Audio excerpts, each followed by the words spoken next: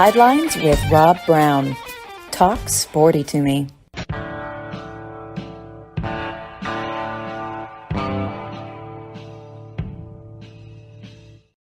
All right, Rob Browne here with you on this Saturday college football, baseball, basketball roundtable. Got a lot to talk about today. We're broadcasting live from Lee Hall here at the Cherry Farm and parking. And we've got Coach Butch Thompson on batting in the leadoff position today. Big baseball series right now with Lipscomb. We're going to talk about where they are up to this point. Look at the big picture of SEC baseball. Frank Duffy is going to check in for about 30 minutes. Of course, Frank has a pretty cool job being the public address announcer, the stadium announcer for the 16 Detroit Tigers spring training games down in, I believe, Lakeland, Florida. Yancy Porter will check in from Oxford, Mississippi in the second segment. Hour number 2, we'll roll on over. Buddy Martin, GatorBaitMedia.com for Sports Writers Roundtable. Keep this thing going. Folks, we are here 6 days a week, Monday through Saturday, sidelines.live. You miss us, check us out on our website, sidelines.live. Hit that Patreon button, the orange P. You can join IPTAM. I pay $10 a month and be a Sidelines insider. We are working on every day one thing, putting the best show like Gordon Ramsay does, the best food possible out there for public consumption. And right behind me, got a special guest, Tom. Tom will be joining us. Tom has he sits very still during the show. Tom is a 22-pound former, well, it still is, Eastern Turkey with a 10-inch beard. Good-looking fella. He'll be joining us to offer his insight. But, hey, follow us on Twitter at @sidelines_live. Let's do the first one. Batter up. That's Butch Thompson, not from Amory, Mississippi, but from the suburb of Coontail, Mississippi. Coach, how are you? I'm doing great. Good morning, Rob. Missed you last couple of weeks, but glad to be with you this morning. Well, you were doing good work, though, recruiting and baseball. You had Southern Cal. I mean, this has been, look, it's cold up here, but it warms the soul talking about baseball. And, of course, Frank, are you there with us? Perhaps the most interesting man, Frank Duffy. I'm here. Coach Thompson, just in case you ever need a backup stadium announcer, PA guy, Frank is being trained by the Detroit Tigers right now. Frank, tell Coach what your job is. You're a man of many talents. My job, Coach, is to announce the Detroit Tigers spring training games. I got 16 spring training games here in Lakeland, Florida. It's been a blast, and I am learning more about Hispanic names than you could ever imagine. For a boy that grew up learning how to speak French and not Spanish, it's really not come in handy for me here on the spring training trail.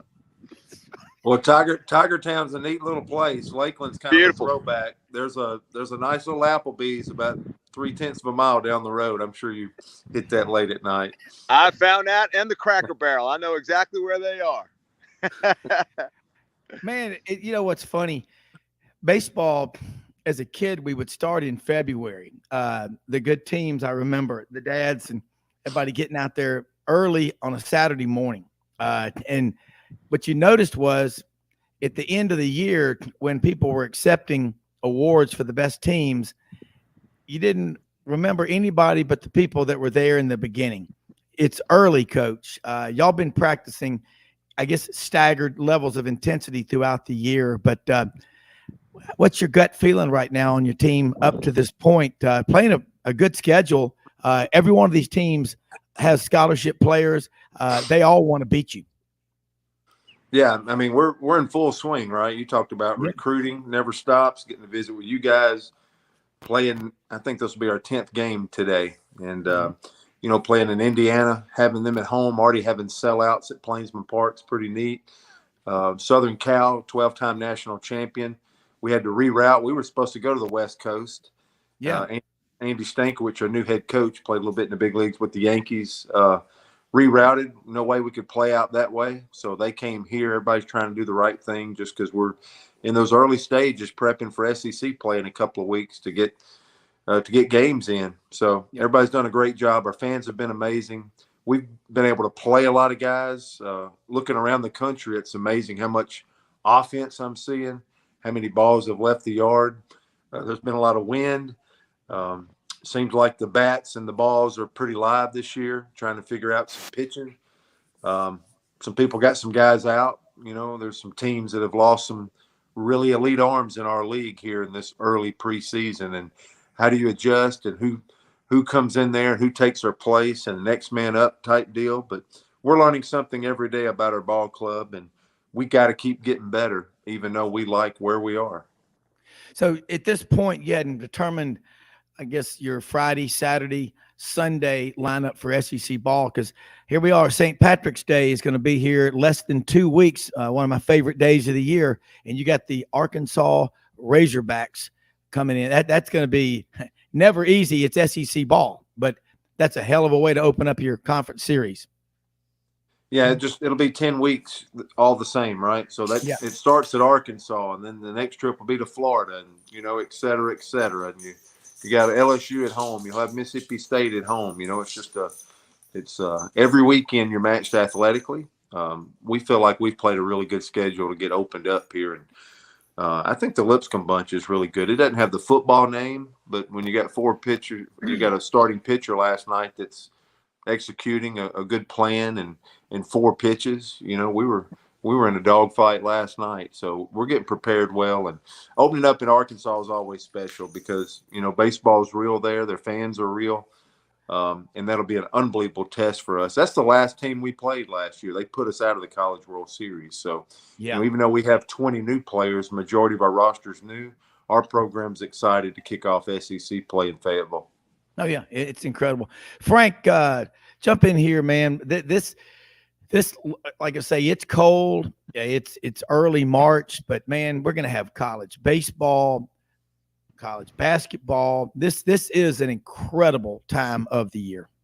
It really is, and LSU won the Round Rock. That was great to go over there, getting that competition. Lost to Iowa. That's a good squad. Iowa's a good team, but yeah, that type of play, like Coach said, when you are entering into the SEC play, because what's going to happen in a couple of weeks, man, you're going to be in that gauntlet and you don't get out of it. I mean, yeah, you might get a few, Tuesday games, every now and again against an in-state, team. But man, once that weekend hits, it's nonstop, and your squad better be ready. You better have your pitch set up. The bats better be alive, but it's a great time. I mean, right now, SEC baseball is, I don't think it's ever been more popular, especially after last year. Auburn, you guys made a great run. The Mississippi story, I mean, what Ole Miss did to go on to win a Natty is just incredible. So I think there's more interest right now in SEC baseball than I can ever remember, honestly. Coach, you're part of the reason for that, a big part of it, and you've been at Georgia, you've been at Mississippi State, back at Auburn for a second time now as the head coach. Big story. John Cohen, the athletic director, the new AD at Auburn, has come in, and I'm so excited. I want you to just confirm it because I've read it, but I want to hear it from your mouth. $30+ million commitment to improvements on Plainsman Park. Kind of break that down and where that can put Auburn in relation to SEC West foes. Well, it's an arms race. It's facility now. It's name, image, and likeness, which we talked about the last time I was on here. It's all of it. Yeah. But, I'm glad to be part of this league over 2 decades. So I don't really know what role I play, but I'm honored to be part of it. I will say that. And you've had like the Coach Berkman and Polk and Hal Baird, our winningest head coach in history, Keith Madison for 25 plus years. We're just kind of that next group of guys that hopefully are holding up our end of the bargain. But as Frank said, the interest in our fans, the television, the SEC network, when opening day Major League rosters are announced this year, and we get to opening day of Major League Baseball, there might be over 100 former SEC baseball players in a Major League uniform on opening day. those are big deals, and those are undeniable. Having half of our field in Omaha last year in the College World Series being SEC ball clubs. So all that stuff's going on, and how do we keep doing that? So our deal at Auburn at Plainsman Park, it's a gorgeous ballpark as it sits, as we play in it today. Yeah. It's 75 down here, so I guess y'all are a little bit colder than we are. We beautiful down here. So, but the two pieces for us was the two pieces for us are revenue and drive-by. And we needed, where we were behind our peers, is just getting some amazing seating and some seating opportunities for our fans. And that's what we'll start on this summer. And that could be like, seats above the wall, which is pretty neat for our ballpark, club level seating, and maybe some stuff right behind home plate that you've seen work so well at so many ballparks, and some of this premium dining, just all the way around. The fan experience is about to go to another level at Plainsman Park and look more like the other venues in the SEC. I love sitting out on that left field line. I get to get my suntan and watch getting ready to see who's coming up to pitch next. I love that little spot out there. Yep. Yeah. Coach, what you had talked also maybe about putting some luxury boxes along the first baseline, or maybe you didn't, but I think you did. And let's say you had 8 or 10 of those things, and you sold them for, I don't know, $350,000, $500,000 a piece. People could get up there on football Saturdays as well and watch Tiger walk.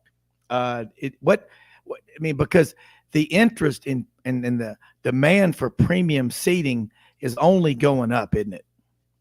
It is. And, what we're afforded at Plainsman Park is we just have one of the best real estate propositions on our campus. Yeah. We're along the first base side's along Donahue Drive. That's where the football team gets off the bus at the red light and does the Tiger walk. So we feel like our revenue opportunities are year round. Right across the street is the Neville Arena, which our basketball team plays in.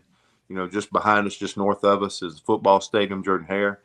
And so it's not only baseball, it's kind of a dual purpose type club level, to where, you're watching a baseball game with box seats, and then during the fall, you absolutely can go to the other side and you got Tiger Walk. So we think this is a revenue piece, not just the 4 months that you're in baseball season, but year round for us. We think that's a huge piece. Ray, Rob, I know my RV one knows how to get to the corner of Lem Morrison and Donahue every other year. It makes its way there, brother. Every other year in the fall. Well, and speaking of that, Frank, Coach, I wish we would allow fans to come back. It's been since 2001, 9/11. People being pushed out, but that fan experience on game day. Look on TV now at Plainsman Park. In the outfield, all the people that are out there. And I'll tell you, I heard this from a hardcore Mississippi State fan. He's a young guy, 31 years old, graduated from Mississippi State. He said, unless you have to be in the Lucky Sperm Club now to get season tickets at Mississippi State, with the chair back and all. Isn't that what you want to build at Auburn, that kind of demand? Of course. And that's what we're working toward. That's the end game. And this isn't a Butch Thompson project. I think it's the perfect time for us to be, it's one thing to say you're going to build these facilities. It's another thing to, we've had 3 sellouts, 3 years of season ticket sellouts the last 3 years. We sold more season tickets going into this season than ever in our history. Our students are doing an amazing job. John Cohen's coming on board. We're in alignment for this expansion, and that's why I know that it'll work at our place, is because the interest, the money we've been able to raise, the university chipping in, the athletic department, everything has come together at one time. And I just think it's more appropriate when your growth and expansion happens when the demand is with it. And that's why I'm so excited about this. That's not always the case. I heard it said one time, Coach, if you build it, they will come, and they will come. Yes, sir. Hey, this is just a pretty cool announcement. Just came in from one of our listeners, Coach Dr. Waller May. He said he took his wife Susan to her first Auburn baseball game last Saturday and Sunday against USC. She had a blast. Looks like we will be getting more season tickets. She loved the player walk-up songs as well. And guys got Biddy and Bo Coffee down there in Auburn. Waller and Susan have bought a house in Auburn. They're renovating it. But more and more people that I know are moving back to Auburn, and they all have one thing in common besides a love of Auburn. They love baseball. And Frank, by the way, the walk-up songs, Sonny the Shire, Sonny D song. Does anybody have that walk-up song in Tiger Town? It's funny. The players are very serious about their walk-up songs. I mean, it's a big deal for them.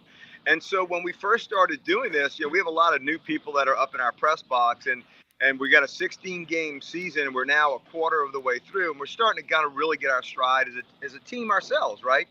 Putting on the pregame, putting on the game and everything. And it was so funny. So when we first started, our new general manager kind of said, we could just kind of do generic walk-up songs. We don't have to get too involved with it. There's other things that are on our plate. By the time that the second or third game came, all of these guys were sending up the walk-up music to the DJ. So no, they are absolutely into this. So between not only my pronunciations, but their walk-up songs, they're very particular. Hey, I got a question for Coach, which he mentioned something which I think is fascinating. And I don't think going back any time in my memory, I know this. Coach, you mentioned about how many professional baseball players now have come. Frank, hold that thought. Hold that thought. Let's take a quick break because I don't want to ask the question and you can forget them during the break. We're going to be right back. Frank Duffy, Coach Butch Thompson, Rob Browne. Don't feed the Bears right after this.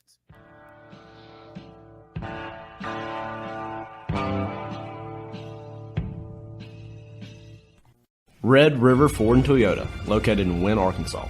If you're in the market for a new or used car, truck, or SUV, call, go online, or drop by and see them. Located 45 minutes from Memphis, go off the 4-city exit on I-40 and go north about 15 minutes on Highway 1. Easy to work with and still believe in customer service. If you live out of town, they will deliver your vehicle to you. RedRiverFordToyota.com. Just see what they can do. Strengthen your seed zone this spring with quality tillage equipment from House Industries. Located in Cherry Valley, Arkansas, House Industries specializes in manufacturing superior equipment that will minimize your downtime and keep you working in the field. To ensure the highest quality control, all design, fabrication, and testing takes place in a 99,000 square foot manufacturing facility located right here in the heart of the Delta. Locate your nearest House equipment dealer online at houseindustriesinc.com. House Industries, breaking ground. Sidelines with Rob Browne.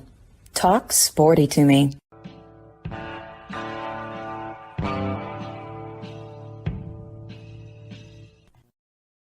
Frank Duffy, you were like a good bird dog on the trail of a covey of quail right before the break. Can you get back on point? I can. And by the way, it just struck me with the Toronto Blue Jays coming into town today. Tigers. Actually, my French might actually come in handy for the first time.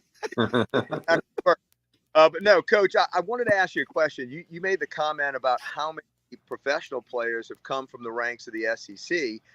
And do you remember in history, this many really good players opting to go to college as opposed to signing, with minor league contracts coming out? I think it's definitely a trend. And I think it's only going to continue with NIL and that effort. So I think it's a great thing for college baseball. We're getting a lot of the great talent that's coming up and coming out, and that seems to be their path to the professional leagues. Frank, you hit on an amazing point because probably the last 5 years you're seeing a few things happen. One is, man, you're seeing college guys go to professional baseball. College teachers go into professional baseball. Used to never happen. The opportunities were not there. You're seeing professional guys. LSU's pitching coach left a major league pitching job last year to come be the pitching coach at LSU. You're seeing this back and forth like you've never seen before. You're seeing Major League Baseball invest more into amateur baseball than ever before. The draft has been cut in half since COVID come into play. Now you see 40-round draft has went to 20 rounds. So from 1,200 to 600. Where are they going? They're going to college with the reduced deal. I just look at our team because, prepare for every opponent as they get close. But man, if you start looking at, like an Ike Irish is hitting like 550 for us, a true freshman, in this early going, only 9 games. But, he and his family those are 7 figures they turned down. Yeah. Chris Stanfield got a start for us, a true freshman last night from Tallahassee, Florida. And just, he's getting to first base in 4 seconds, and just see him running around. Those guys used to not come to school. And you're seeing that. There's 2 examples on my team. Imagine taking every team in the Southeastern Conference, and now you're starting to look at 20, 30, 40 exciting players that may not have ever went to college before starting their college careers. I think the trend continues. I do think NIL, all these are pieces. The draft coming out of COVID, and I think both levels are working together better than ever. And all that does is improve our brand, and really every brand, whether you're going Division II, junior college, all the way down. Amateur baseball has been improved through all of these adjustments. Coach, it has, and Frank will be back with us in a second, unless they pulled him up into the announcer booth. But what you just said, you and I all remember so many good players being drafted, and then they spent a lot longer in the minors versus when they go to college, they've got your staff. They're just in a more structured environment. They're not playing as many games as they would if they were in the minors, but they're not riding around on buses and just doing that grind and whatever. But it seems like when they get to the major leagues, their bodies are in better shape. They're not broken down. And again, it doesn't hurt to have Dr. Andrews and the staff that you have, the medical staff, the trainers and everything, working with them every day. That right there, all combined, on top of what you said, I think it makes the SEC brand unlike anything in sports. For I think you got development. Some guys are good enough to go, straight to minor league baseball and start that journey. But for most, I think what a lot of players, their families, their advisors, people around them realize is that, you're playing the long game, and 3 more years with your peers, playing in front of thousands of people, being matched athletically. You got 3 more years to build the man before they go off and do that job. When you come to college, you're still pursuing 2 careers. When you go straight into professional baseball, you're pursuing 1 career, and it has to work out. Coming to the SEC to play baseball, you're still getting to pursue 2 careers. Your baseball career, but you're also sincerely advancing toward a degree. And I think that's important for everybody. You're getting both, and you can't put a value on it. Yeah, because the other thing is, you and I both remember when we were 18, 19, if you'd have gone and spent 6 or 7 years in the minors at 25 or 26, it might have been tough to go back to college. And you get a really good player coming out of high school from Christian Brothers High School, my school in Memphis, or wherever they come from, Hoover, or Johnson up in Huntsville, wherever. You go straight to college for at least 3 years. You've got that structure. You've got everything we just talked about. I don't even think it's debate unless you're a number 1, 2, 3 type of pick. Haven't they lowered the amount they're offering now versus what it used to be anyway? A little bit, but we'll have a tough time. We'll have young man coming up that, if he gets $5, $6, $7 million, that's going to be tough. Yeah. That'll probably buy you out of walking through this college experience that we think is fabulous. And we think it's a great way to make the big leagues, but there's still that first round type deal. Gunnar Henderson is one that comes to mind to me just a few years ago in our program. And, when he got north of $2 million, him and his family valued that priced him out of college. And, now he is the number 1 prospect in baseball. So, and got up to the big leagues and is doing great. So it's really that next level outside of that first, second round guy, which is still a ton. And most guys will benefit if they can take that delayed gratification route and come to college and pursue. And it'll shorten the minor league time. right? If you're a real player in our league and you've done it for 3 years, it'll shorten your route. And then minor league baseball, I talked about the draft being cut in half from 40 to 20. So they also cut out minor league opportunities. There's not as many steps as there were. So there's less minor league affiliates and less jobs out there. Coach, also multi-sport athletes. We talked to Dr. Andrews about this, and he loves to cite as an example a Super Bowl a couple of years ago, Kansas City Chiefs, Tampa Bay Bucks, Tom Brady, Patrick Mahomes. Over 90% of the players on those two rosters, which on Super Bowl Sunday, I think was 106, 90% or more were multi-sport athletes. I think Tom Brady played everything. I'm sure Patrick Mahomes did. What percentage of your baseball players, just give me a swag, are multi-sport athletes? And would you be for, like, if you had an athlete that wanted to do track and field, throw the discus, throw the shot, what are your thoughts on that for long-term development? Yeah, I promote it. I just think, those are type athletes that will come to the SEC and play sports. And they're multi-sport athletes because back in their hometown or wherever they're from, they're one of the best athletes in the school. Yeah. and you really help, more that you can help more than one sport. So I think you learn lessons. I always thought like a quarterback in a small town in the South, him being a quarterback is a big deal.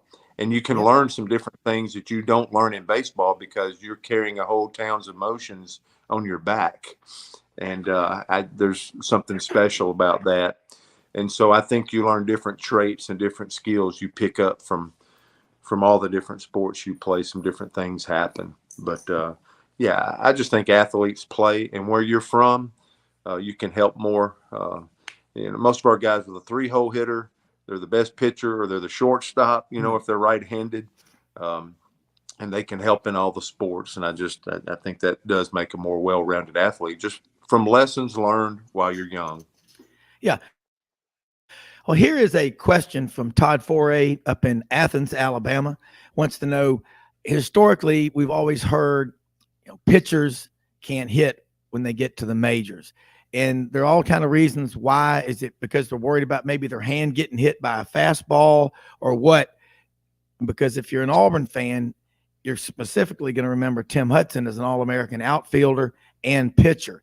Kind of break it down. It might be an obvious answer, but it was a question that Todd thought he would ask. Yeah, Ohtani's doing it right now. So the Angels looks like one of the best athletes in the world right now that absolutely has that skill to do it in both levels. I talked to Tim Hudson because, I'd sit and drink coffee with him. We worked together every morning for these last 3 years. And it's really that investment of the pro club, right? So Tim winds up winning 223 Major League ball games. They want him to win those 223 and prepare in that way. And they want to protect their investment. So they don't, they made a business decision, whatever clubs he played for, that they don't need him. They need him starting Game 7 of the World Series instead of hitting in a cage. And some of this are business decisions by the club. I asked Tim if he'd been able to hit in the big leagues, and I think the answer would be yes. But you talk about the time that you would have to devote to be competitive. I don't think there's any doubt. You get to a point in this game where, all right, this is my skill, and this is what they hired me to do. This is my job. And it's such a high level, guys. There's only been like 18,000 men to ever put on a Major League uniform in history. So it's a pretty high level of ball. And I just think at the end of the day, people like Tim Hudson and the clubs that are paying these guys millions of dollars, they're like, we paid for you. We hired you to pitch. I think there's business decision. But Ohtani's he's an outlier. What a great example. He's been through Tommy John. He's hitting. It's an amazing arm. But, you can even look back in the when Frank was with us a while ago, I just loved his history of the SEC. You can count them on one or two hands, the Brad Wilkersons, the Tim Hudsons, the true dual guys just in the Southeastern Conference. You would think every team have got guys that they played football, they played basketball, they played shortstop, and they pitched.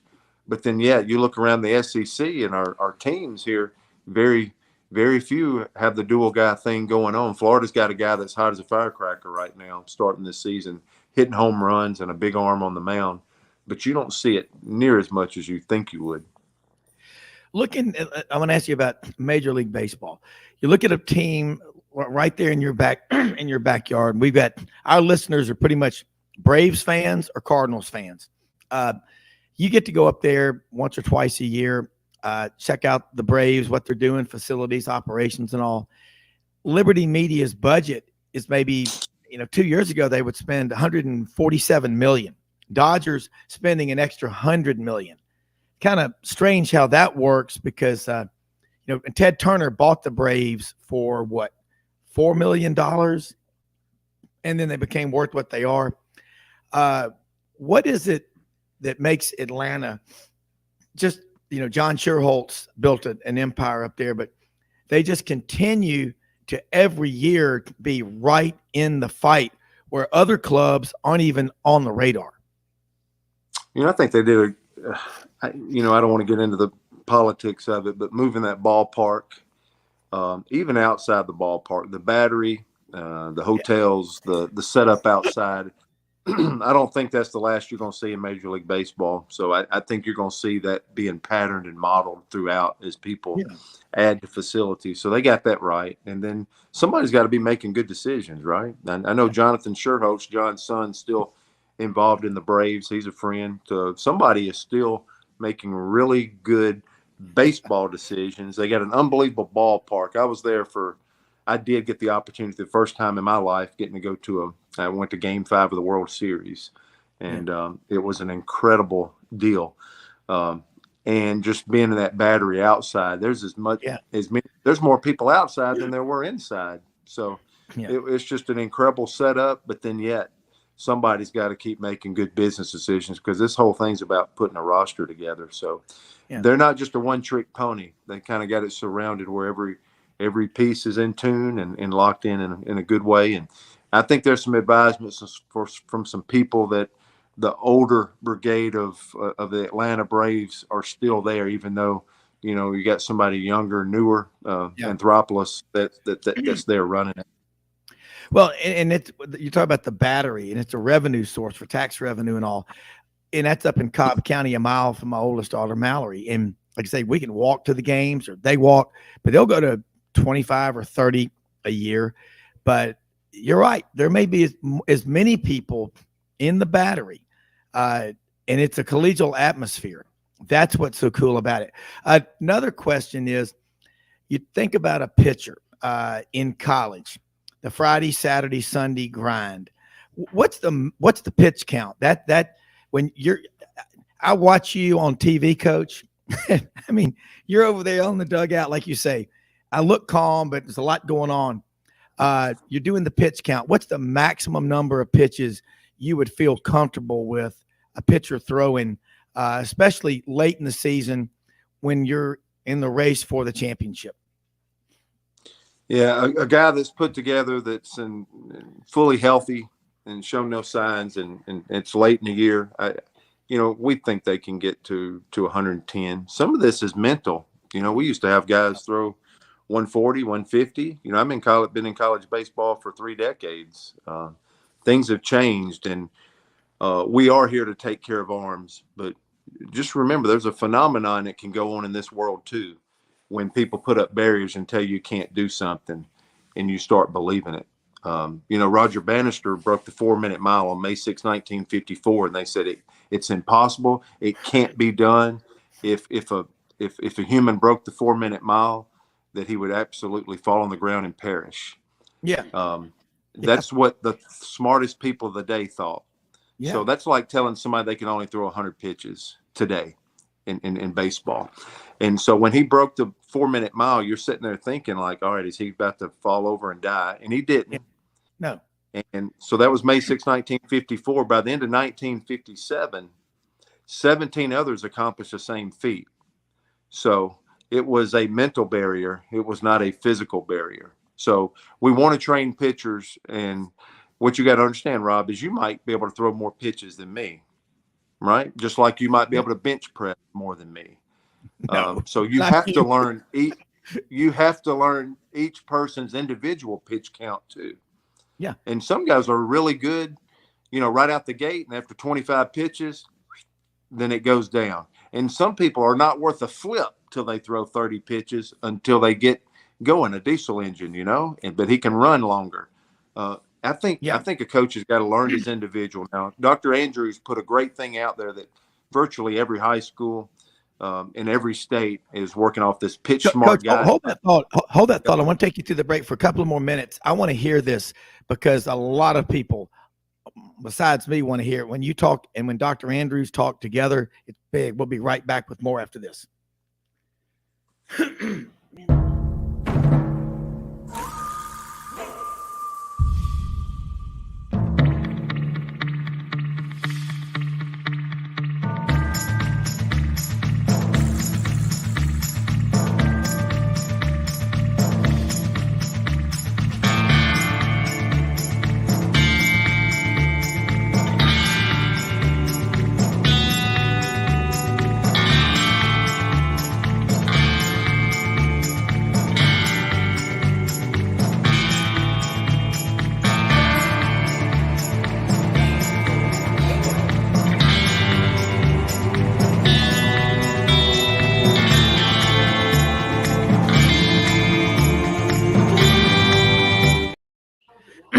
Okay, Coach, let's continue before the break. You and Dr. Andrews talking about conditioning and all with the baseball players. I want to hear this. Yeah, the pitch smart guidelines, and you can just simply Google that. Dr. Andrews put out for basically every state, and I think a lot of the high schools are holding to that. So, for an example, like if a 17-year-old pitcher threw over 30 pitches in a ball game, he probably shouldn't pitch the next day. Yeah. And whatever you throw this many pitches, this should be the rest that we recommend. And I think that's good to have some guidelines and protection, right? Because there's some amazing coaches out there, and there's a few guys that probably don't know what they're doing. That's involved, and all it is a protection type deal in a normal circumstance. I do think the next layer is understanding what you can do. I don't like telling somebody they can't do something. I want to be here to protect them, but I want the mind still freed up to be able to aim for the highest star.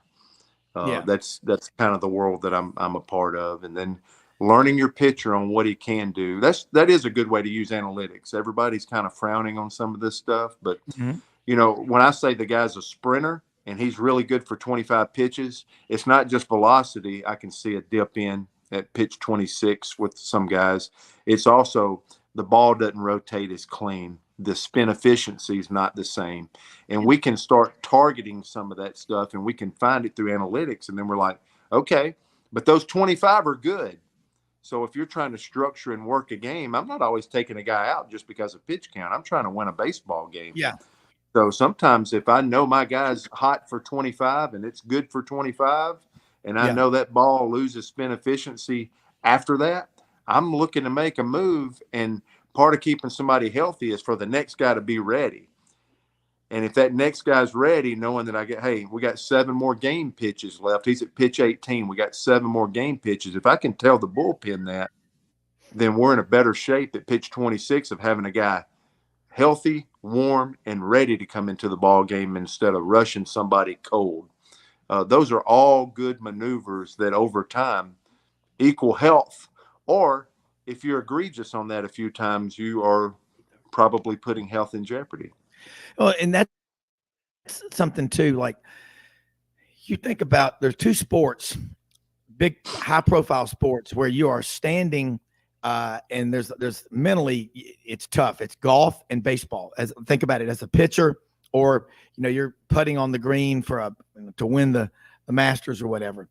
Mentally, body language, how closely, I would imagine really closely do you monitor it? And when you go out on the mound, it can't be much of a conversation, but talk about the role the catcher plays as well, and why having a great catcher on your team can make or break you.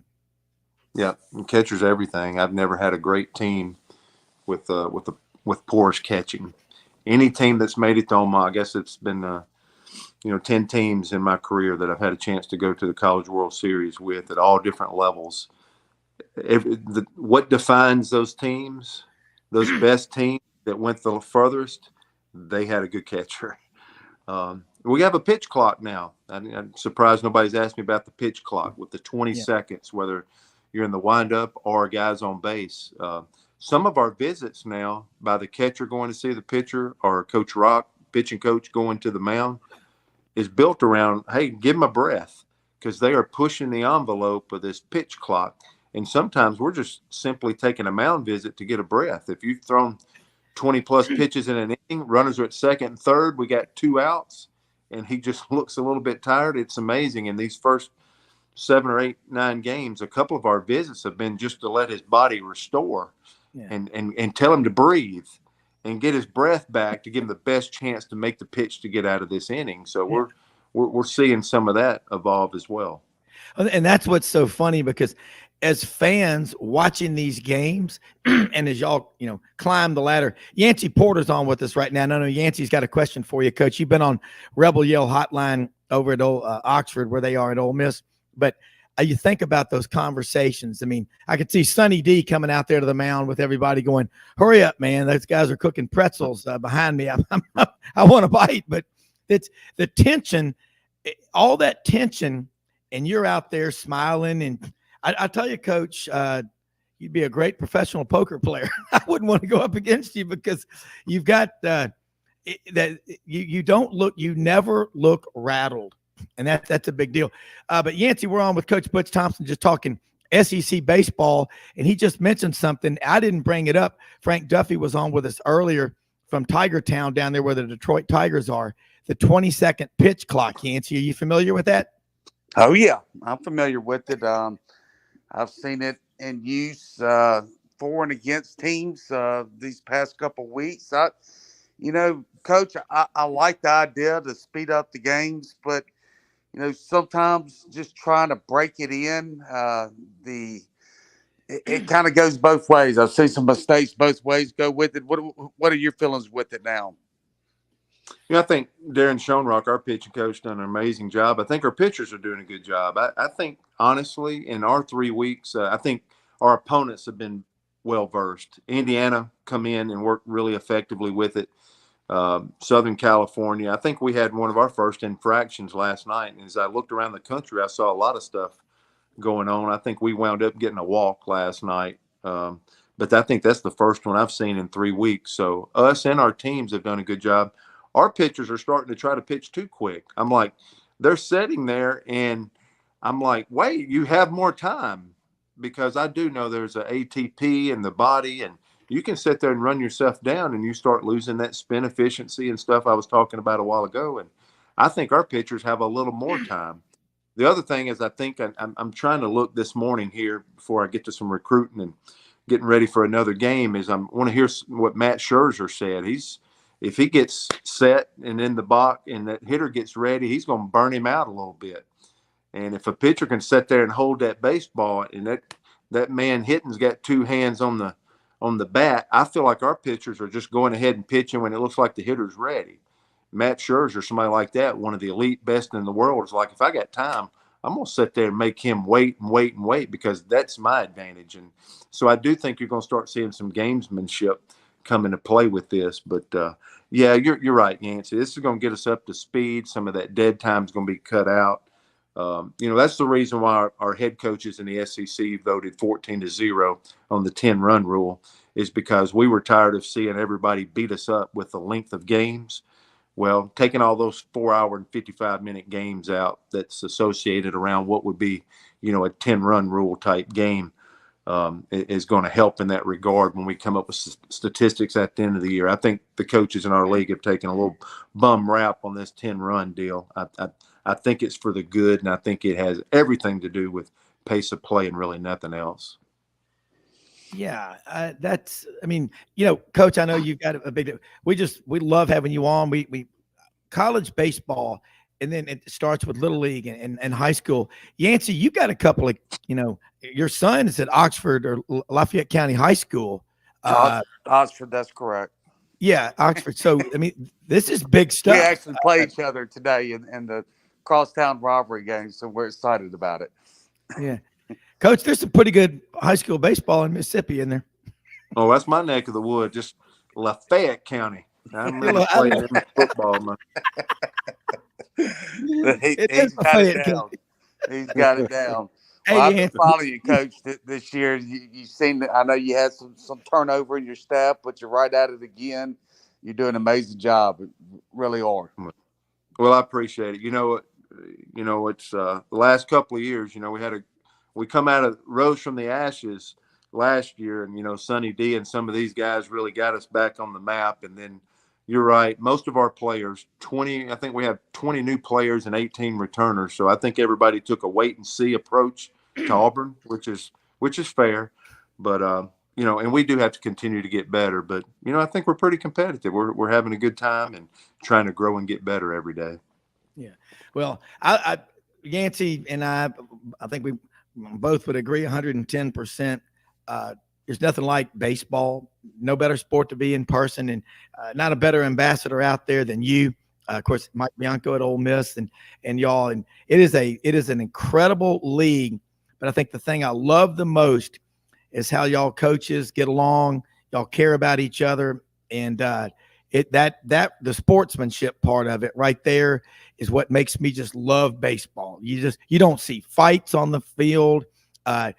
Sometimes people get a little heated. Hell, I want to be the first one out of bed in the morning. I mean, I am, but Coach, you're doing it the right way. And again, every time you're on here, so many people will compliment, say, man, God, I love that guy. And so I know you got a big day ahead of you. Tell people how they can follow you, support you, and who they need to mail their checks to. Yeah, you can make a check direct to Butch Thompson. Pay to the order of Butch Thompson. No, I'm kidding.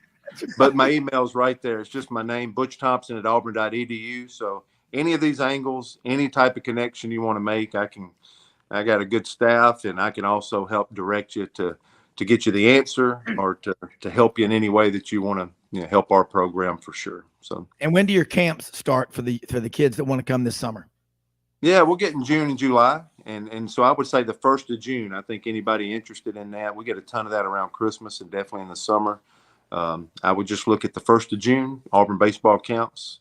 You can just Google that. And probably by the 1st of June, everything will be lined up. We'll have 5 or 6 sessions there in June and July. So that's always a lot of fun, having a lot of future Tigers and a lot of fans and a lot of people come to our camps. They've really grown and a huge part of what we do. So thanks for mentioning that.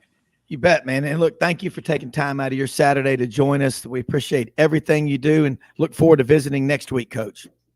Sounds great, Rob. Yancy, take care of yourself. War Eagle, guys.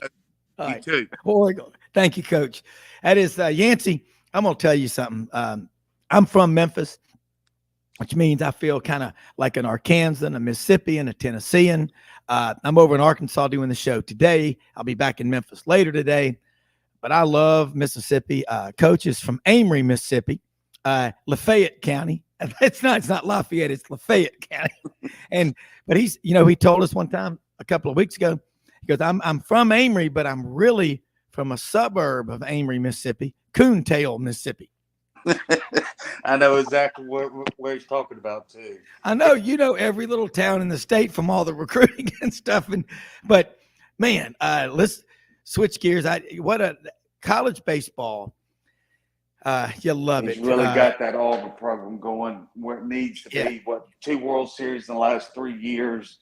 How long had it been since Auburn been in the World Series before then? I'm not sure. But it had been since 97. 97. Okay. Yeah. I mean, he's an unbelievable guy, an unbelievable coach. He's doing big things, and just another, the SEC is just loaded. It's just loaded with. That's the reason why it's so loaded. Is just they got great coaches all over the place. Yeah, you do. And I'm going to, talking about Ole Miss, Mike Bianco, and I know how close these coaches are. And again, I meant that when I said it, and you know what I mean. We're lucky we get to know these coaches and talk to them on the record, off the record, and you better not ever cross that line. And you know what I mean. But they respect each other. and that sportsmanship and all the good they do in those college towns and all over the state. But I'd love to get Mike Bianco on this show. Remember last year when there were three things happening when Ole Miss was struggling. They started off as the number one team in the country. Then they struggled, and people were picking out, what suit are we going to bury Mike in? I could hear the hammering of the nails on the pine box, and they were ordering the flowers for the graveside service. And you said, ain't going to happen. This team's going to rally, and they did, and they brought home the National College World Series championship.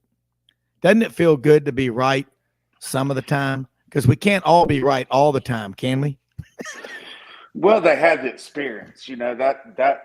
That class that left last year was the winningest class in Ole Miss history. So, if it wasn't for the fact that they'd been there, done that, I wouldn't have made those comments. But I knew they had it in them. I knew what they had done and achieved in their careers, and so it wasn't like I was sticking my neck too much on the line there. But it was. So, just like the coach there at Auburn, at Ole Miss, same thing, just great people, great coach, and it was well-deserved. And I know it made a lot of people happy and satisfaction that knew Bianco in a personal manner, what kind of coach and person he really was. All that talk was silliness. And so now he just gets to go out there and coach again and not have all that background noise, so to speak. And Ole Miss has got, I believe, 84% of the innings pitched this year so far have come from true freshmen. You're talking about a lot. Stop the presses there. Stop the presses there. Say that again. 84% of the innings pitched this year from Ole Miss have been from true freshmen. You had 3 key injuries on that staff, and then a lot of pitchers went into the draft. So it has been a complete overhaul with that pitching staff up to this point. And, what are they, 8-2? They've won 4 games against top 15 opponents, just to get to where they are right now. Now, the returning lineup, the everyday players, they had 4 guys that returned, and they picked up 3 transfers. So they've got some experience in the everyday lineup, but the pitching staff is completely overhauled. Again, with the guys that left, the guys that were injured, you had, arguably one of the top 2 or 3 aces and closers go out with injuries right before the season started in the first weekend there with Hunter Elliott and Josh Mallett. So it's been a lot of interesting situations that Bianco's been put in, but, they just continue to win. Well, you're talking 84% of the pitches, 84% are coming from 3 freshmen. That true freshmen, not 3 freshmen, but true freshmen. True freshmen. Okay. Yeah. That bodes really well for your future because you got a long season ahead.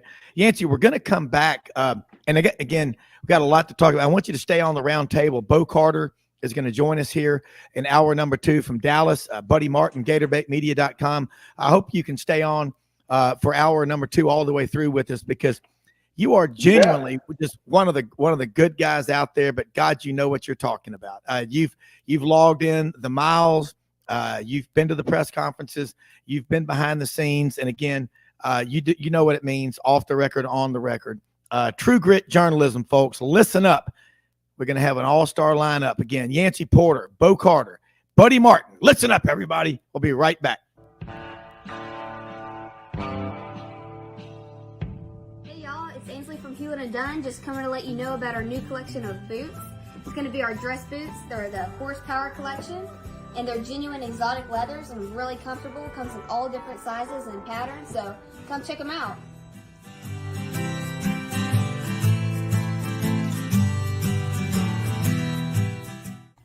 Red River Ford and Toyota, located in Wynne, Arkansas.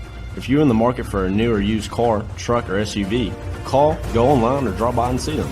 Located 45 minutes from Memphis, go off the 4-city exit on I-40 and go north about 15 minutes on Highway 1. Easy to work with and still believe in customer service. If you live out of town, they will deliver your vehicle to you. RedRiverFordToyota.com. Just see what they can do. Strengthen your seed zone this spring with quality tillage equipment from House Industries. Located in Cherry Valley, Arkansas, House Industries specializes in manufacturing superior equipment that will minimize your downtime and keep you working in the field. To ensure the highest quality control, all design, fabrication, and testing takes place in a 99,000 square foot manufacturing facility located right here in the heart of the Delta. Locate your nearest House equipment dealer online at houseindustriesinc.com. House Industries, breaking ground. Sidelines with Rob Browne. Talk sporty to me.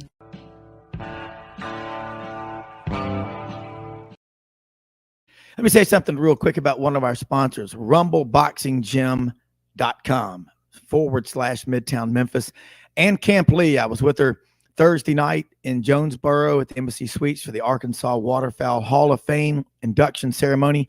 Her mother, my friend Gail Camp, age 97, was inducted into the Hall of Fame. She got up and blew the duck call to a standing ovation. Great group of people there. Becky Campbell, Jim Runquist, George Dunklin.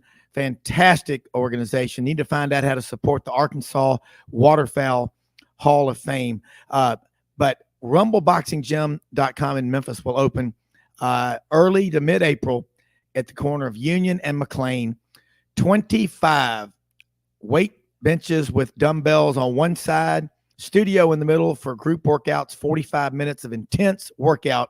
On the other side, 25 punching bags of your favorite basketball official or whatever you want to do to unleash a little frustration, whatever. But anyway, they're great supporters.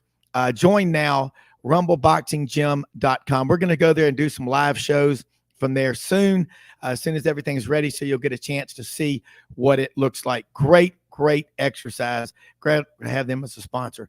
And Yancy, you're on every Monday night, Rebel Yell Hotline, Sports 56, WHBQ in Memphis, and all over the great state of Mississippi on Super Talk Mississippi.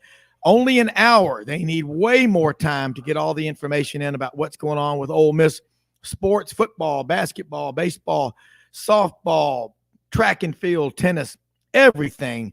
52 weeks a year. They cover the Rebels like kudzu and cotton. It is as good as it gets. Yancy, you were on a roll before the break. And even though it was a short break, with our minds as fast as we're moving, sometimes it can seem like an eternity, like summer when we're a kid, when we didn't crack a book and we come back the first week of school and the teacher gives us a test and we're like, do what? Are you still there? I'm still here. Yeah, I was just counting up the innings pitched there by the freshmen. They got 9 freshmen that are pitching right now, and they have 3 returnees that are pitching. So out of their 12 pitchers, 9 are freshmen. It's I know Bianco's hair is getting grayer by the day, but the good news for the baseball team is Hunter Elliott. The big news, that's their ace. He's been out since the first week. He had stiffness in his forearm, and he's going to return hopefully for the Mississippi State Series in mid-April. It ended up being a UCL sprain, nothing torn. So there is light at the end of the rainbow, so to speak. Hey, real quick before we switch over and talk some football. Where's Tim Elko right now? He's in the minors. He's playing ball. Yeah. I'm just trying to, which team is he on though? The Red Sox organization. Okay. That guy he's from, where is he from? In Brooksville, Florida. Which town? You stumped me there. He's from Florida, but I forget which town. Is he a rock star at Ole Miss? Well, they're trying to build a statue of him. So I guess so. He'll definitely. That qualifies as Yancy. Let me just say for the record, that qualifies as rock star status. They're building a statue. I love it, man. But Bo Carter joins us right now, and I don't know if you've met Bo before. Bo is on the Baseball Writers Association of America and the National Football Foundation. He was the SID at Mississippi State 74-86. Then with the Southwest Conference office, he put them to bed. Then went to the Big 12 office, and now is doing great work. He's on our show several times a week on these round tables. And so I'll tell you one thing about Bo Carter. He's from Sheffield, Alabama, the Quad Cities, Yancy. The dude loves baseball. So let's let her rip, man. But Bo, welcome, man. How are you? Hey, Rob, good to be. And Yancy, my great grandmother's buried in the cemetery in downtown Oxford. She told my mother stories about they used to bury the hams to keep the Yankee soldiers from stealing the food when they invaded Oxford. So, they're true Southerners, as you know. Yeah, well, now the invasion of Oxford is the opposing fans coming in there. And I tell you what, you cannot beat these Southern college campuses. And, you know, it was always football. But, Bo, you know, as a baseball writer, and Yancy, I'm just going to guess, Yancy, your favorite sport is baseball. I mean, you love them all, but is that a fair statement? True? Without question. All right, batter up. You know, in Mississippi, it's just baseball's king. Football pays the bills. Don't get me wrong, but the passion that baseball has at all three universities, Southern Mississippi, Mississippi State, Ole Miss, it cannot be rivaled. It's just it's different. It's different. Yeah. And Bo knows that. I know players just because of my son going up through the travel leagues all these years. He's 16 now. I know so many of those players at State and Southern on a personal basis, Ole Miss. And so I keep up with all three schools. Yesterday, for example, you know, I watched the Ole Miss game against Maryland. Then I turned on the Mississippi State game. Even paid my $10 to watch State play against Ohio State. And then I flipped it back and forth from the Southern Mississippi game while they were playing. And it's my favorite time of the year without question. It is. Bo, I got to ask you, hey, Yancy, Bo has written 81 pages of a book, Tales of Mississippi State Athletics. There ain't nothing like it. I mean, I've read a lot of it. It's going to be a great book. But just thinking back, Bo, to the left field lounge.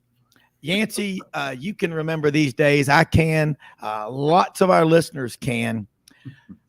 People pulling up, cranking up an 8-track tape to some Skinner or some Foghat or some Molly Hatchet, drinking some Miller High Life cans made out of steel, not that crack stuff that twists, you know, aluminum. I'm talking Falstaff, cooking a brisket, cooking ribs out there. What was that atmosphere like? And what did you do when you went and you were covering all that, writing for the old SEC Sports Journal with Ben Cook? That's where I remember your name from. The front cover, I'll never forget, Mississippi State's Magic Man, Marty McDowell from Mobile, Alabama. But talk about those early days of SEC baseball, because look where we are today. Look what is going on in Starkville, in Oxford. You had that Ole Miss Southern Miss series in Hattiesburg last year. The center of the universe for college baseball is the Magnolia State. There's no doubt about that. It's 1/10 the size of the state of Texas, population-wise.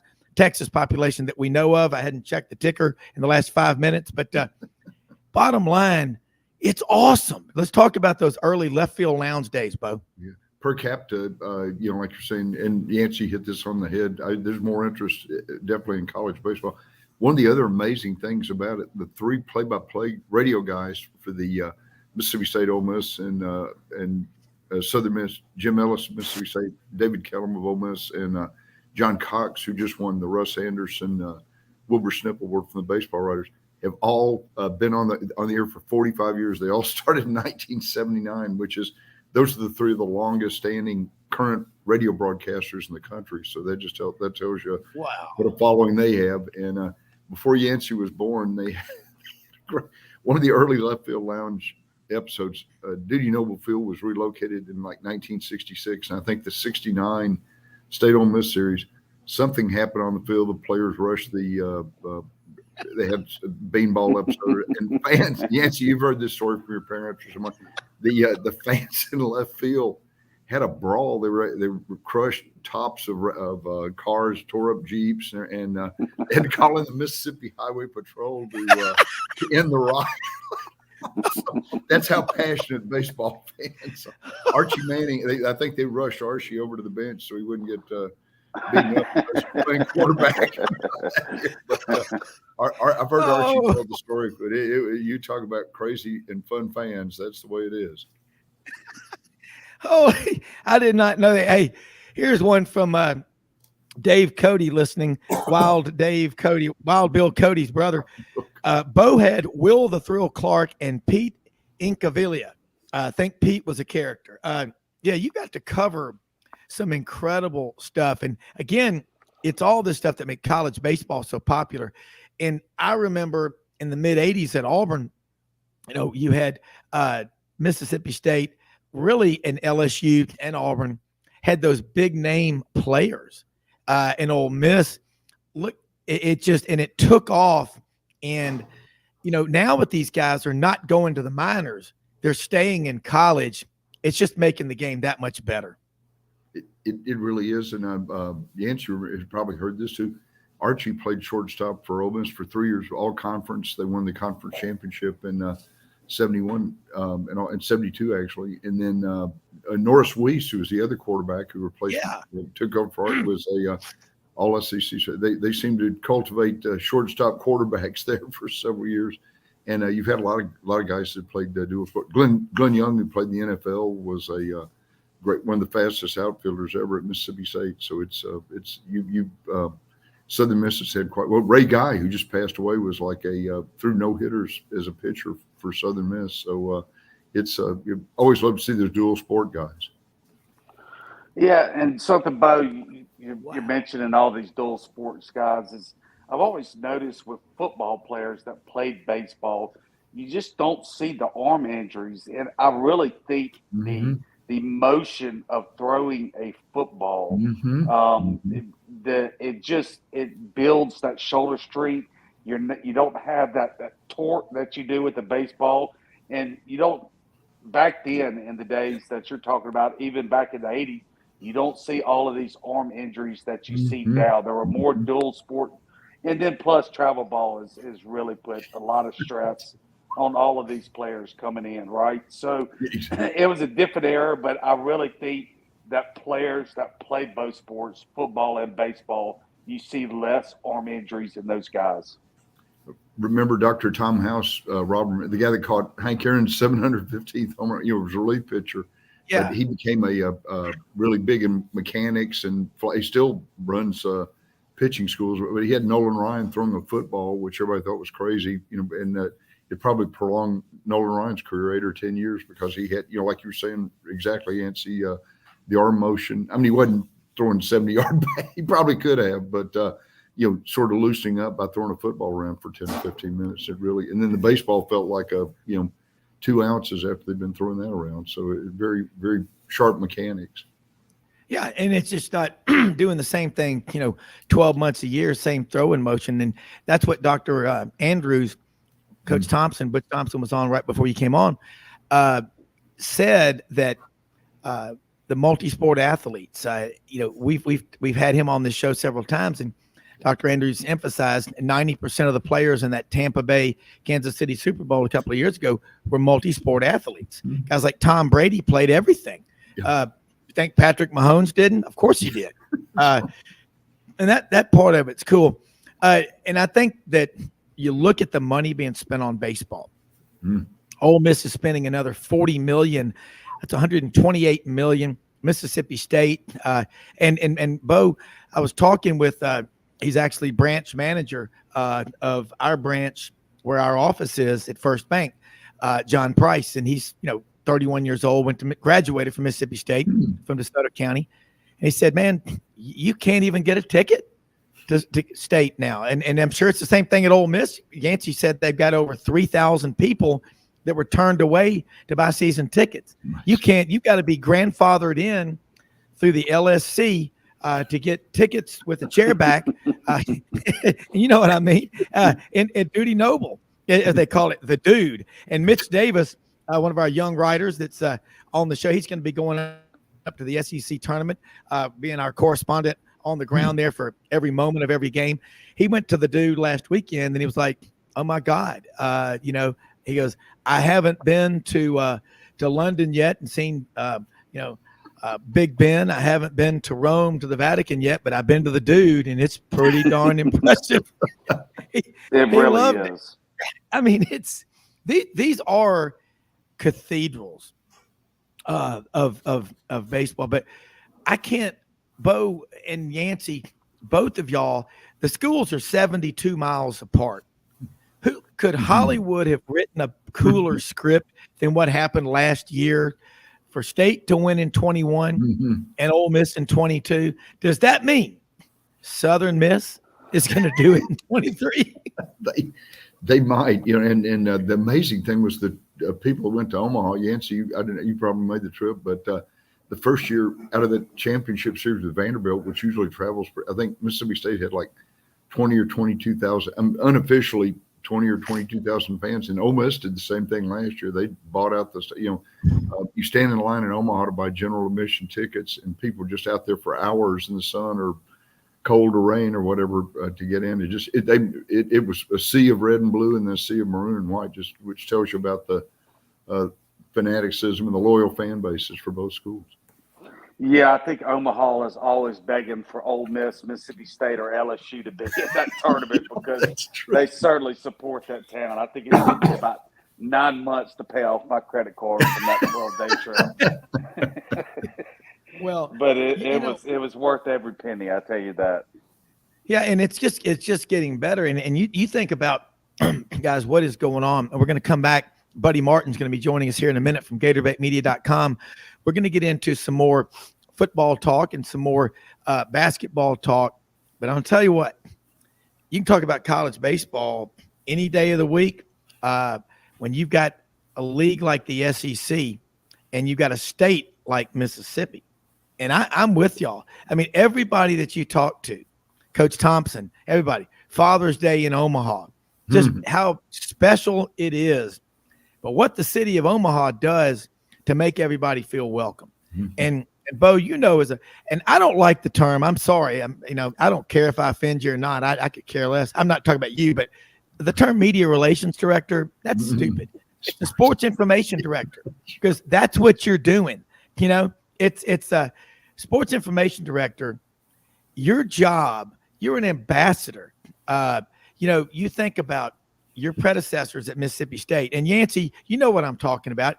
The SID, Langston Rogers. Bo, you know Langston, don't you? Very well. I mean, these guys are the gatekeepers, the patriarchs of history, the traditions, and the heroes. So there ought to be a statue out in front of the SEC office in Birmingham of just the universal figure of the SID with a sterno notepad and a pen in his back pocket. We'll be right back with more after this quick break.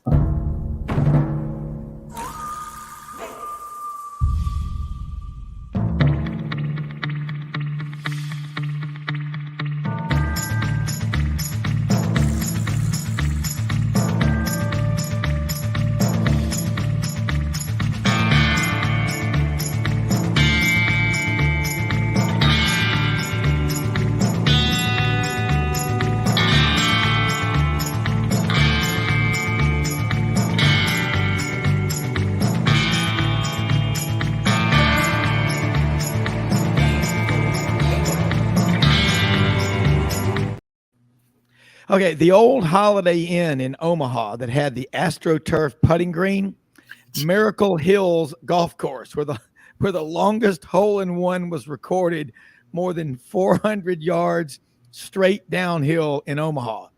You sure that wasn't it, putt, Dave? That is pretty. Omaha. Now, if you do go to Omaha, I have stopped there more than once on the way back pheasant hunting from South Dakota to Memphis. Council Bluffs. Let me tell you something, man. Council Bluffs and West Memphis. It's a close fight for who's number one. But beautiful place out there. Guys, let's switch gears now and talk a couple of things. Start with you, Yancy. Kermit Davis is no longer the basketball coach at Yeah. Ole Miss. You mentioned, and I want Yancy to talk about it, and then Bo, you may have shed some light on it. Possibility of someone like a Chris Beard. I've even heard, Will Wade's name and all, but Ole Miss has the resources. They've got the money. They've got a great venue for college basketball. Athletic director Keith Carter. He played basketball at Ole Miss. Gordon Ford was on that team as a manager with him. We're looking forward for Gordon to getting back after his surgery. But, man, now's the time to knock one over the fence, isn't it? Yeah, it's a big hire, and I think there's a lot of push to get a proven winner, someone like a Chris Beard, a Wade, Chris Mack that came, his last position there at Louisville. So, yeah, I don't know. It's a really tough call for Keith. We all know there's been a lot of great coaches that have come from smaller schools or non-Power 5 schools. Look, we've seen what Alabama's coach has done there and what Arkansas's coach has done there. So it really is. It's a tough call. I think the safe route is to go with the proven winner. You see what Mississippi State's coach is doing there. So you don't have to get a proven Power 5 winner, but I think in Ole Miss's position where they're coming off of, consecutive losing seasons right now, that's probably the direction they're leaning in. But you never know. Maybe they pick up a Dusty May or someone like that. We'll see. Well, Bo, having worked in the Southwest Conference office, which was headquartered in Dallas, in the Big 12 office, and Buddy Martin's about to be on with us. We're going to get into some more fun stuff. But Chris Beard's name being mentioned. I mean, he had great success at Texas Tech, had a little problem off the court at Texas. Again, working in a conference office as you have, and you've been around those people that say this guy cannot coach or it's not been long enough or whatever. What's Chris Beard doing right now? He sold his house in Austin, and to Yancy's point too, I was going to mention this. Mike Bray, who just retired after sort of got asked to retire at Ole Miss, has said he would like to be back in coaching. That guy's a proven winner. He was at Wake Forest, I think, before Notre Dame, and I mean he's not Yancy Kramer. I think he's like late 50s, early 60s. He's another sort of like what Mississippi State did when they hired Bob Boyd for the end of his career or whatever. And of course, Coach Yo's out there. She could coach the men and women's team. She's got him in the semifinals, the SEC tournament. So, like high school had the boys and girls coach be the same, but she's a character. But no, Rob, sorry to digress. But back to your point. No, Bruce Pearl again, unfortunately, had some issues at Tennessee, and he's been on some videos this week from the Alabama game. Got a little upset about the officiating in that game. Man. Yes. But and Hugh Freeze had a little bit of had some issues too. But again, there doesn't seem to be a timetable on getting people back. And again, Chris Beard had the charges dropped against him, so that guy can really coach. He's one of the best defensive coaches I've ever seen. Okay, so and I don't mean to sound stupid, but Yancy, he said that the charges were dropped against him. Again, that type of an issue is so personal. We don't know about it. And I want to give a compliment again to our friend Tony Barnhart. We're so fortunate to have him on the show a lot, Mr. College Football. And he said something the other day about the coverage of the Alabama basketball situation that's going on. He said, right now in this culture with social media and instant access, a lot of people out there are too quick to interject their personal opinion or their personal feelings ahead of getting the facts right. So what you just said about Chris Beard, Yancy, if you're an SEC school, you better hope Ole Miss doesn't get him, because the guy can flat out coach. Yeah, there's no question. And the interjection for the fans is the problem with it is that something is put out there on social media or the news source, and you really don't know what's the truth or not, but the fans take it as the truth. And so they form opinions, and they're very hardcore on their opinions, and they don't really know the full story, and that's the problem, and that, look, it's natural because everybody believes everything that they read on the internet and social media. It's all true, isn't it? Yeah, it's all true, exactly. So that's what I thought. Just clarify that. It's just like with Coach Nate there at Alabama. Everybody has these hardcore facts that they believe in, and really their opinions, and probably 99% of it is wrong. So, it's just a tough position for coaches to be in, but that's where we are in today. Yeah, it really is. And I want to say now too, we're hearing, and again, Bo working in a conference office and being connected all over the country like you are, Yancy, and I have my relationships as well. The Pac-12 needs to do something quickly, and you got to just shake your head. The $8 million a year lease in San Francisco versus the SEC pays Randolph and Mortimer Duke's rate of $1. Pay up, Mortimer. $1 to the city of Birmingham. And it's right there by the Legacy Arena, Protective Life Stadium. And it's just right there, the SEC office. I'll start with you, Bo.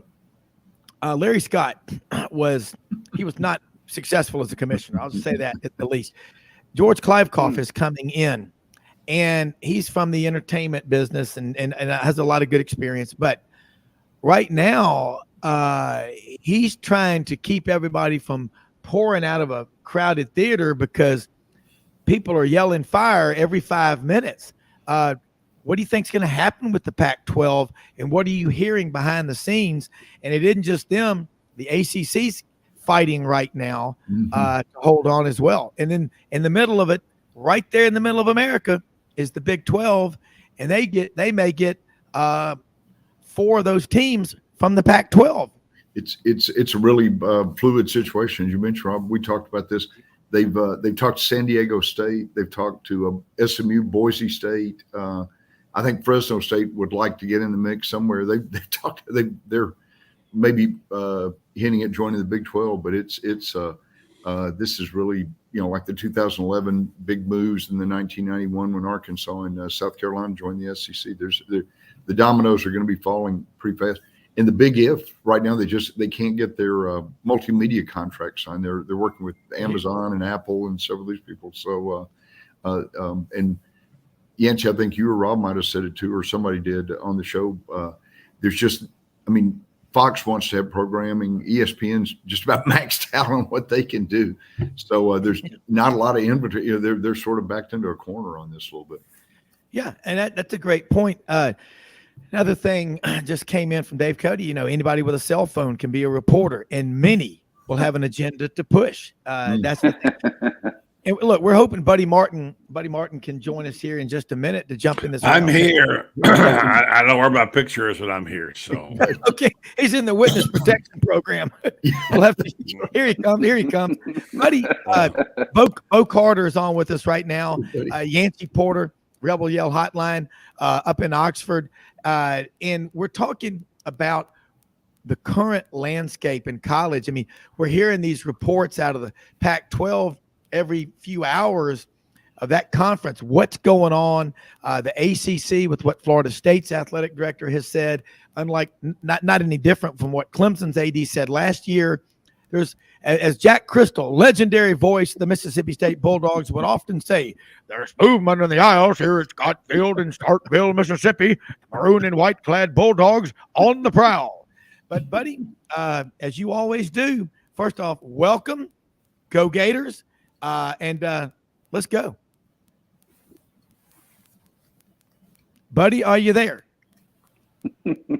Buddy, can you hear me? Okay. He's coming on. Yes. Buddy does a show, every Monday through Thursday, the Buddy Martin Show. It's all over Facebook, Twitter, and everything. 9 p.m. Eastern, Monday through Thursday. And he is technically very, very savvy. So I guess he must be having some I don't do it issues. on Zoom. I do it on other Ecamm, but for some reason or other on no Zoom today, my camera's not lighting up. So maybe you're better off without me today. No, we're not. We're ready for you. Jump in here, buddy, because know what's going on. Yeah, can you hear us? Can you hear us now? I can hear you fine. Yeah, but I want your thoughts about what is happening. I mean, you've been sports editor of the New York Daily News, the Denver Post. Just what's going on out there because the Pac-12, that's a Power 5 league, as Bill Walton calls them, the Conference of Champions. Are they going to make it? A lot going on right now. I think I'm up finally. And right now in this crazy world, I'm sitting here just trying to evaluate myself exactly what is going on. Starting with this camera, but I will say this: I've had a little meeting with myself and thought about this, and that I'm going to try to have a better attitude. Okay, I'll just say that. I need an attitude adjustment. We're all about it. So, guys, I just call it the part of the whole conference thing is, how much more change can we take? Really, everything is, you stop and think about the last 6 months or even the year of college sports and football, particularly, where do you even start? I just had a column on Florida starts spring practice today. And it's like everything else in college sports, it's one big question mark. What is going on? You all mentioned earlier about people writing informative things or writing stuff. Well, the problem is the source of information is just not there. Who's talking? You can't get anybody to tell you anything. And I got to say this.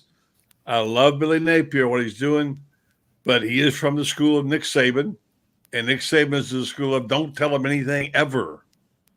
And yet when you're trying to report on a story or a person or a coach, you can't get anybody on the phone. They won't talk to you. You have to line up in queue to maybe you get an interview. And they turn them off and on like a spigot on a hot summer day. And so it's hard for the poor. And I'm not a beat guy, so I don't have to suffer through it. But my beat guys do, and we're out there, and Franz Beard's everywhere. He was at a baseball game last night, basketball game today. I got 2 guys at spring football today, photographer. But they give us 15 minutes, period, of looking on and watching, and you better not change your head, your view, or who you're talking to, or don't move, or whatever, or you'll be busted if you are. It's just gotten to be where it's so difficult to get information and convey it to the people who are the customers. They're buying the tickets. This is what we do. And it's just gotten hard. And it's gotten hard for athletic directors too, by the way. Let me just say this. I heard a show, heard yesterday, might have been Ross Dellinger, I forget who said it, but the new athletic directors, guys, they're not like the guys back in the day. And I'm not going to lament about good old days because it's a new day. There's a lot of money out there, and college football getting ready to sign a fantastic agreement in television, but it's different. And so the squeeze is on. If you're trying to get information about somebody who's from the Nick Saban school, you just aren't going to get it. So what do? Make it up? I don't know. You got to think of something. So you have talk shows, you talk about it. And I told you, I think, Rob, earlier this past year, we had last year we had access to 20-some athletes on the show that we could learn about and talk to.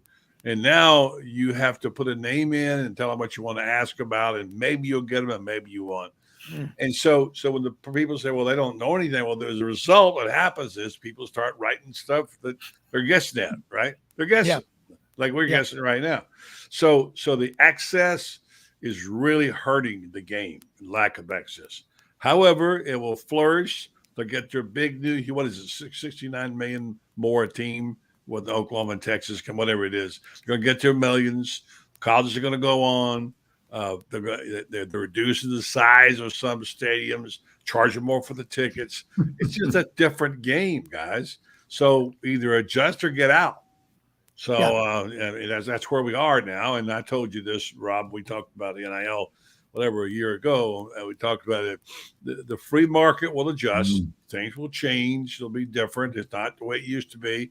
If you're from old school and you'd like to see more core values, which who hasn't heard about this week, core values, well, what went on in Tuscaloosa, and of course in Athens. and you're thinking, well, what is going on in this crazy world? Really, athletes getting in trouble is not a brand new thing. I mean, that's been going on for a while. I can remember back a million years ago when Florida's two-star running backs were drunk and caught trying to chop the tail of Albert the alligator off in the pen. I mean, I can tell you stories of way brave back. Souls. Oh yeah, yeah.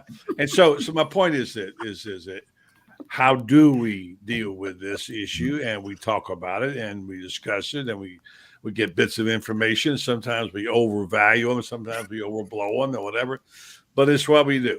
How do we carry forward? Now, having said that, I love college football. I'll always love college football in some form or the other. And if all I got at the end is the television set and me and Twitter, that's what I'll do. Buddy, we're going to take a break here in just a minute, but I got to tell you, that was, as Chris Farley said, awesome. I love that take. And Yancy and Bo and everybody, I would love to see the fans, because I'm with what Buddy's saying. Yancy, you know it. Bo Carter, you know it. I know it. The more we've paid these coaches and athletic directors, the rate of investment, return on investment, has been horrible. We have less access than ever. These guys hide. They think they're better than us because they make so much money. They don't have to talk. I think it would be hilarious if the fans started boycotting the games. Just, we're not showing up because we're sick of you denying us access. Buddy Martin had the best thing. Right after this, more on Sidelines.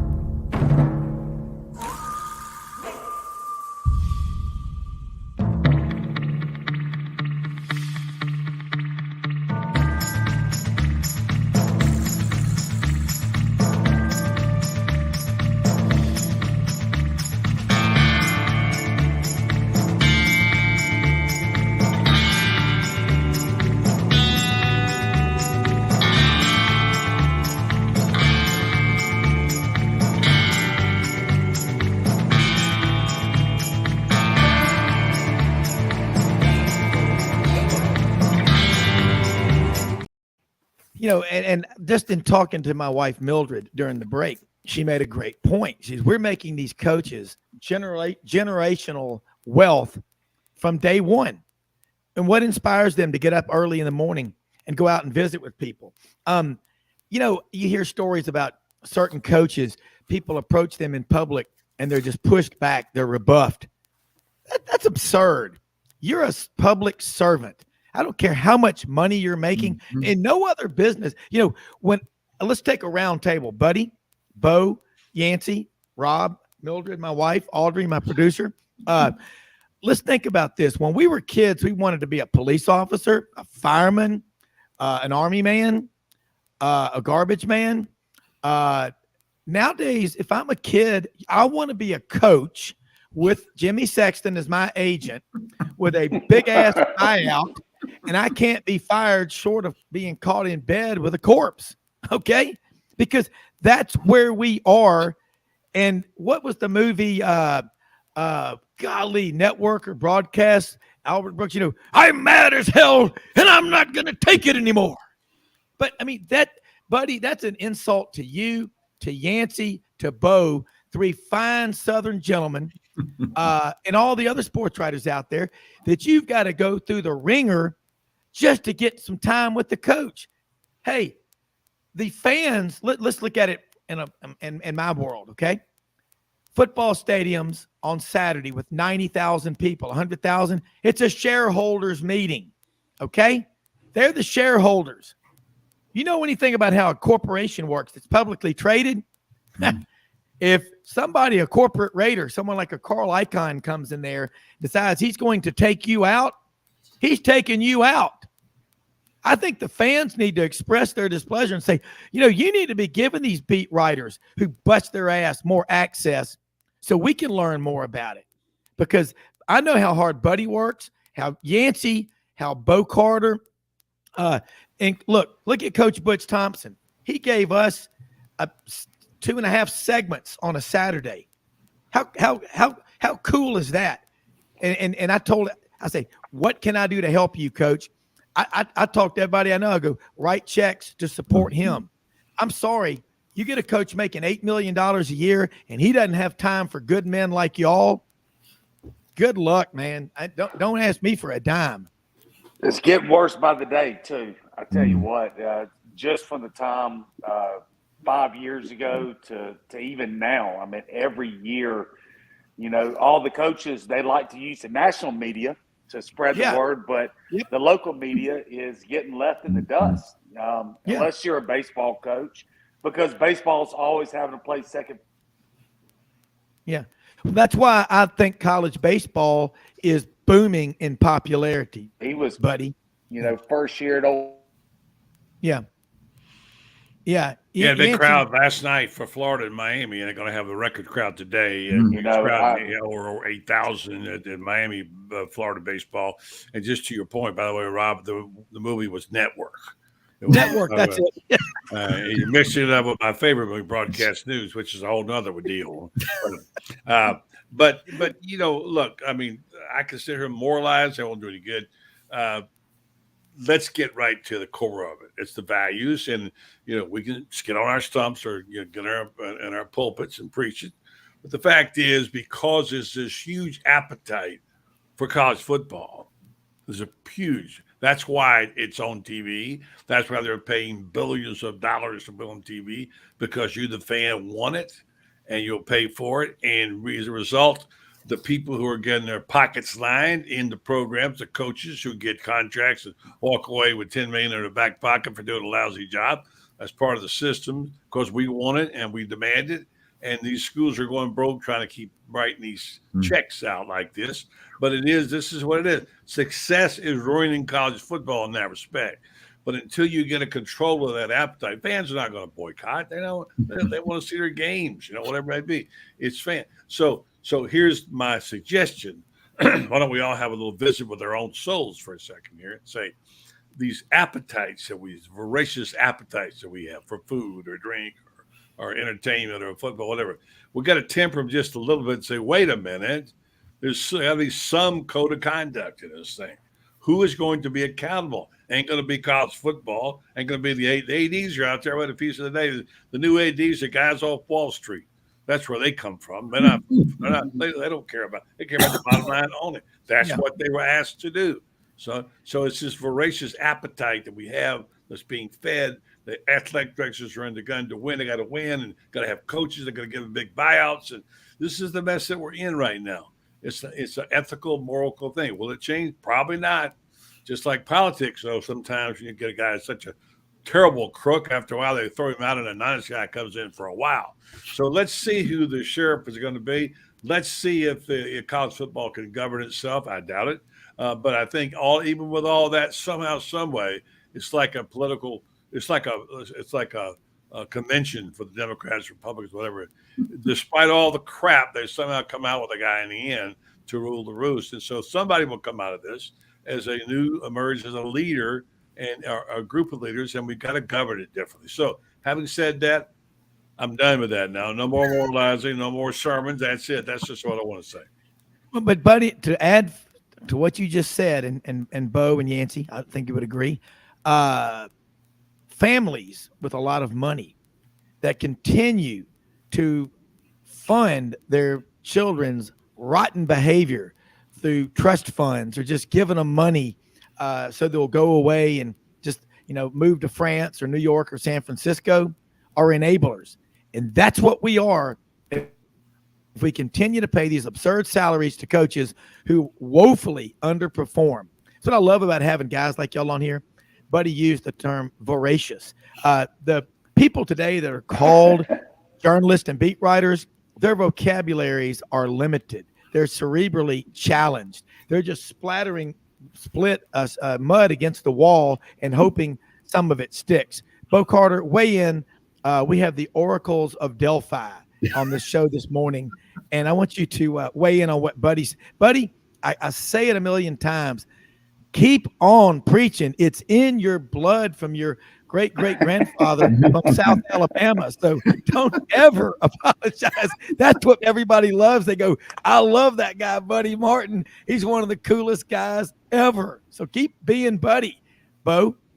Well, No. it's totally bad. I totally agree with Buddy. The one thing too about voracious appetites, you've got your 6 or 7 home games in college football. It's almost like a reunion every weekend. It's a social aspect of it. You got your tailgating is unbelievable right now. You go to any game and there are 50,000 people in the parking lot. In fact, it is some games. They all stay over at the Boulevard and never come to the games. Unfortunately, they're out there. Well, they go shopping over in Highland Park. Wait till the band comes in. Right? Yancy's not like the Grove. They just stay over there and pass out at about 5 o'clock every day. But no, and Buddy, amazing. And I know he's being told by handlers what to do. Scott Strickland, the Florida AD, is an old PR guy. I've known him since he was a student assistant at Mississippi State. Nicest guy in the world, one of the nicest people in the world. But you get in a corporate situation, you've got to be a CEO. Rough go. I mean, and it's not his fault. I mean, he's backed into a corner on this stuff too. But he's very great fundraiser, which I think they really love. But no, it's and one other quick point: Texas A&M does not have homecoming. They say that every game is like a homecoming for their students. 60,000 alumni that have been in the Coral Cadets or whatever too, and so it's just like a giant. Some people call it a big cult, but it's a giant gathering every home game in College Station. Yancy, jump in here. We had Olin Buchanan, TexAgs.com on the show this week. Love that guy. In fact, Audrey saw a post he put on social media about the changes in the way the media and the papers are. He thought his career was over, and look what he's doing there with TexAgs.com. Buddy, all I can say, and Bo and Yancy, don't change. Be who you are. I think the problem is a lot of these people that are doing the criticism, they're past their prime. You're just hitting your stride, Yancy. Well, I mean, it's just changed with the access that we're speaking about from the local media to the national media. Mm-hmm. It's a different animal. It has changed drastically. Look, Lane Kiffin doesn't even allow his assistant coaches to talk to the media. Well, neither does Billy. Yeah, and look, a lot of these have come from the Saban. Yeah, that's right. Exactly what it is. So, Lane Kiffin, he talks to the local media on the Monday press conferences, and that's it. You don't hear him on the local radio shows. You don't hear him anything local at all. It's just national media he uses. But I think Saban kind of created a beast, so to speak. No doubt. You have so many of his disciples that have used that Saban model, and it's spreading nationwide, just like Buddy just said. They're doing it at Florida now the same way. As Spurrier pointed out to me, and we talked about this, about press conferences, and he didn't like to say too much. I said, I don't understand. And again, I know people get tired of hearing us talk about it because the guys who work the beat and all that. But, when you got to drive, 50 miles to get there and go to a press conference where you may or may not get a question in, never mind a conversation, you think, why am I bothering to do that? They don't really want us there. They don't want it. And only time they need us is when the coach gets in trouble or they want to sell tickets. Now they're your friends locally. Otherwise, all they care about is what's happening in Bristol. They all got our Feinbaum or whoever, but the local guys are out there slugging it out, trying to get a crumb. They're the ones you should feel sorry for. But nonetheless, college football will survive and we'll be here. And by the way, I'm sitting there trying to figure out what I'm trying to figure out. Maybe you can tell me, Yancy, who are Mississippi's 3 rivals and where did they come up with this idea that they can pick these? This is just projections by different people. I trust, like Ross telling you and Alan Taylor, about pick your 3. And I don't even know what the basis of this is about, but apparently it's obviously about about schedule balance. But if you say, Florida, Georgia is a given, naturally. But then you get into a situation where do you put Oklahoma? And Oklahoma goes in ahead and they give us South Carolina, Oklahoma. You don't think Auburn and you don't think LSU, you don't think teams like that in Florida, those great rivalries, they're going to go by the wayside. This comes with the new thing. It's going to be a challenge. One of the most talked about things will be how this schedule is made up. I pity Greg Sankey because whoever's doing this is going to be a bitch. Yeah. I agree, buddy. I would like to see the SEC not go to 9 games, but 10 games. I really enjoyed the one thing about the COVID was me going too. to that Yeah. all SEC schedule. And I think 10 games is the way to go and pick up where you can literally have 5, rival games and not cut the fat, so to speak. I think, as far as Ole Miss is concerned, you're always going to have Mississippi State and LSU, right? Those are going to be the 2. But as someone that covered Ole Miss, there's no more excitement that brings in than having Alabama on your schedule every year. And I know in Mississippi State's case, having Auburn on their schedule every year, they're so close in proximity. So it's really going to be tough to whittle it down to 3 schools. I don't know how you're going to do it, because in Ole Miss's case, you really look at 5 or 6 schools that you consider, big time rivals. So how you cut it to 3, but the 2 that stand out for certain are going to be Mississippi State and LSU. Even Alabama, Nick Saban's unhappy when they're talking. You hear about it? They got him as Auburn, Tennessee, and LSU, and he's bitching about it. And but it's going to be some hurt feelings. And I know that Ross Dellinger said he thought it should be Auburn, Tennessee, LSU. That's a bunch. That's but they play most of those guys. I don't know how it work out, but God bless college football. If it survives this and the pandemic, it's like cockroaches. You can't kill them. Yeah, I'm with y'all. And guys, I got to tell you, this is what makes doing this show special, is having y'all share your time with our listeners, because people love your insight.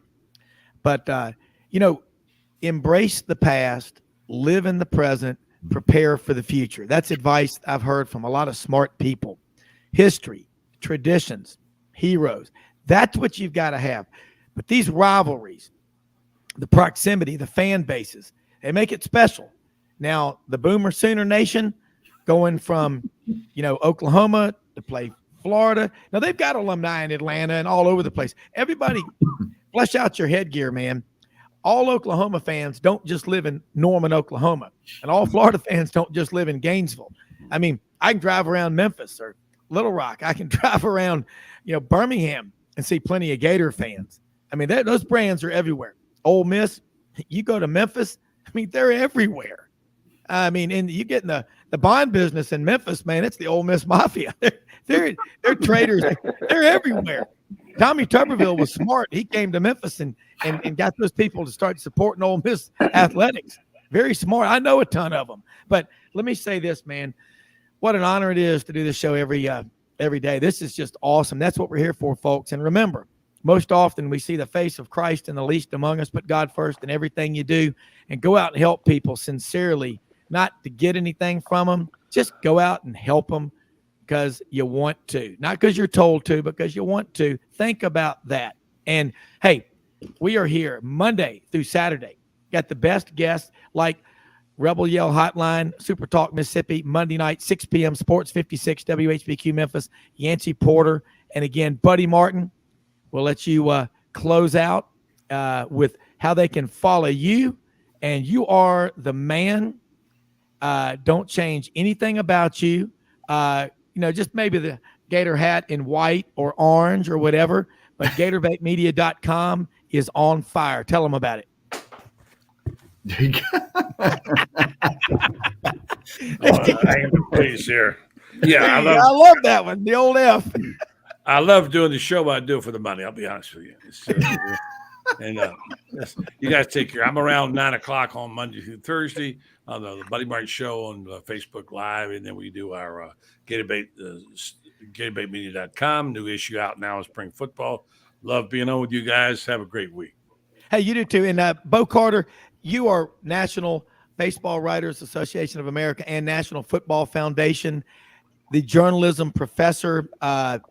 Thank you so much, because William Halliday, the intern, and Buddy, I've told you and Yancy, he is a freshman writer for the Auburn Plainsman, loves coming on the show. I love how y'all are giving him ideas on how to write a story, how to get the attention of a coach. And my message to all the coaches out there is be kind to your local media. It's just like in the business as a financial advisor. Don't just call your clients when you got something to sell them. Call them and check on them. Treat them like family, your real family that you care about. Have a great one, everybody. We're out of here. We'll see you Monday.